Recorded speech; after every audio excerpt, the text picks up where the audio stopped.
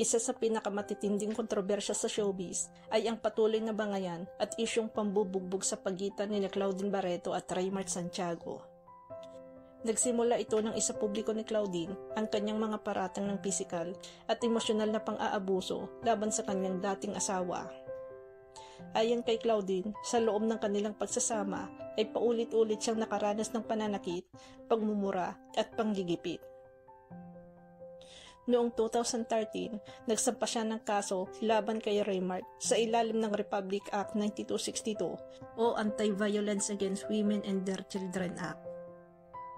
Maging ang ina ni Claudine na si Inday Barreto ay nagsalita kamakailan at inamin na siya mismo ang nakasaksi sa isang insidente ng pananakit kung saan umano'y itinulak at hinampas ni Raymart ang aktres sa hagdan. Ayon kay Inday, hindi na niya kayang manahimik habang nakikitang nasasaktan ang kanyang anak. Samantala, mariing itinanggi ni Raymart Santiago ang lahat ng paratang.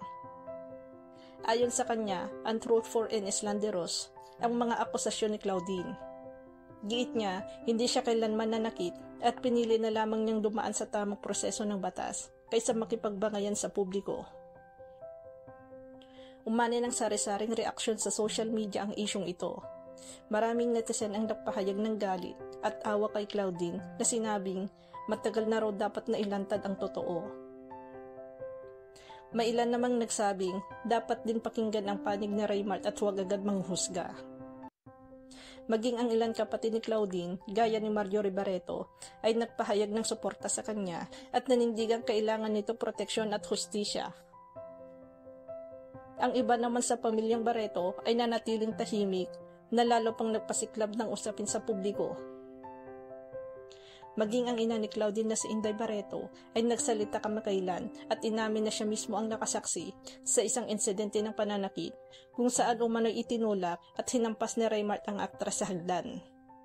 Ayon kay Inday, hindi na niya kayang manahimik habang nakikitang nasasaktan ang kanyang anak. Samantala, mariing itinanggi ni Raymart Santiago ang lahat ng paratang. Sa ngayon, patuloy pa rin sinusubaybayan ng publiko ang kaso at kung ano ang magiging desisyon ng korte. Marami ang nanawagan ng hustisya para kay Claudine at umaasang magsilbi itong paalala na walang sinuman, sikat man o hindi, ang dapat dumanas ng karahasan sa loob ng tahanan.